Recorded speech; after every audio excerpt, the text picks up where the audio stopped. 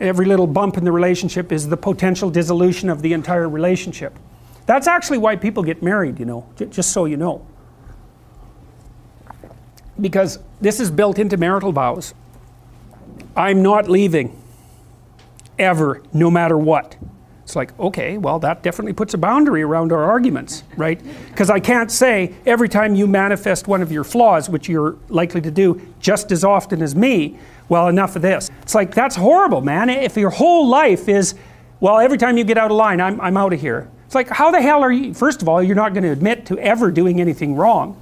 Second, you're going to be on your, you're like a scared cat the entire relationship, because, well, who knows, it could just come to an end at any moment.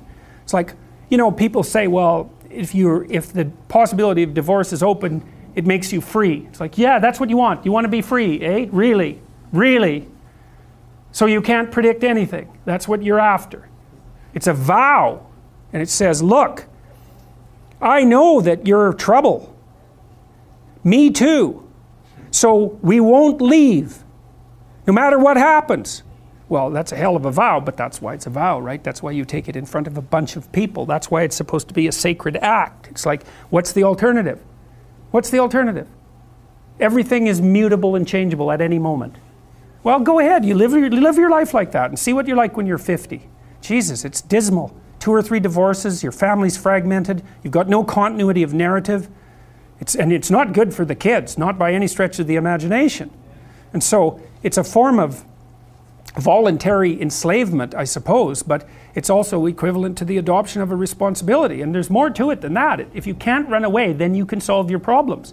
Because it might be, okay, well, I'm stuck with you. So how about we fix things? Because the alternative is we're going to be in a boxing match for the next 40 years. That's the alternative.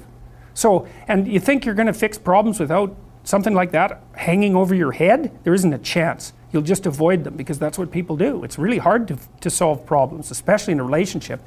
Don't have one plan, right? If you're going to stake yourself on something, you should throw a couple of alternative scaffolds up beside you so that you have somewhere to go. You want to be a doctor? Okay, well, you could be a nurse. It's like, it's not a doctor, but it beats cutting your throat.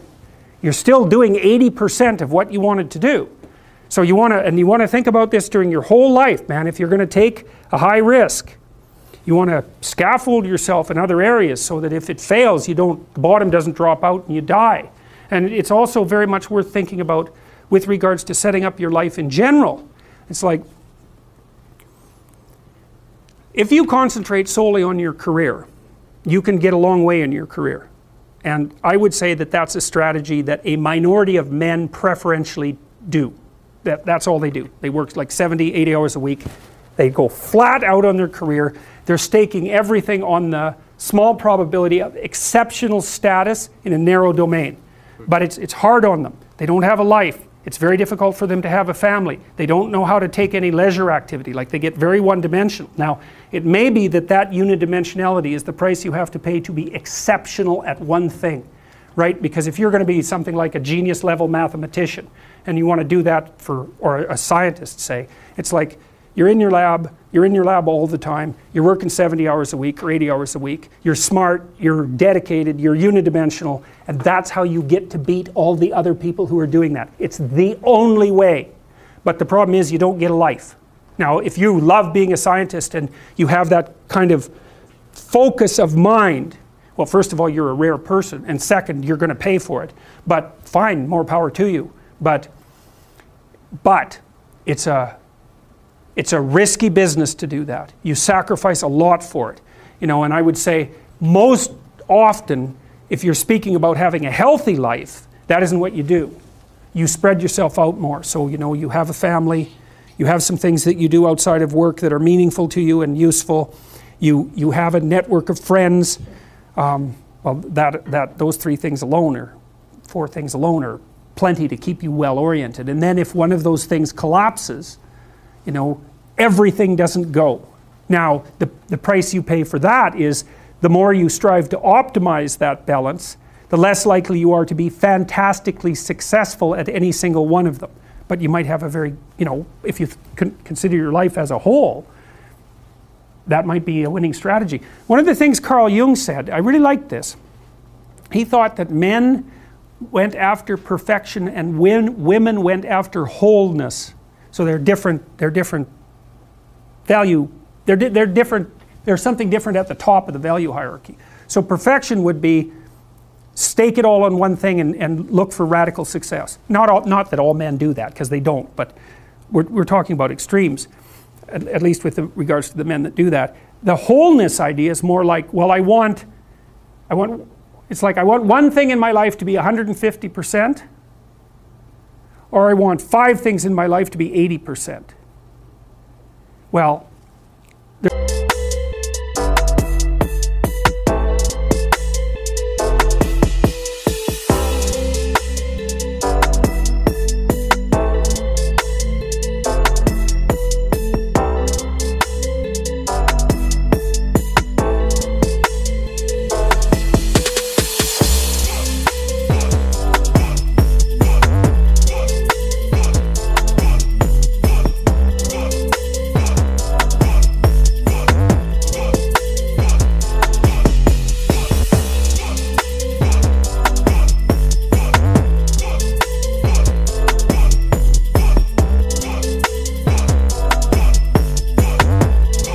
there's a lot more richness in a life where you have 5 things operating at 80%, but you're not operating at any of them at 150%.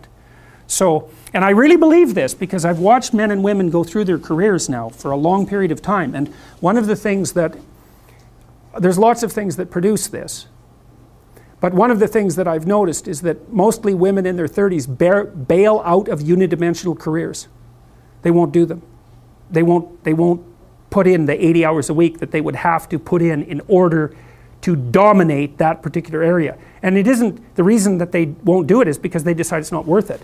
And no wonder, because why would that be worth it? You have to ask yourself that. It's like, well, you want to be an outstanding scientist. It's like, okay, really, that's what you want, because that means that's what you do. Because you're competing with other people, you know, they're smart, they're hardworking, and if you want to be at the top, you have to be smarter and work harder than any of them. And working hard means working long hours. I mean, it also means working diligently, but in the final analysis, it's also an additive issue.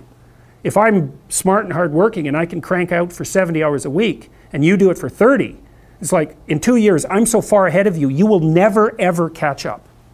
So, anyways. And I think maybe part of the reason too that women are oriented that way more than men, I think there's 2 reasons. One is socioeconomic status does not make women more attractive on the mating market, but it does make men more attractive. And the second is women's time frame is compressed.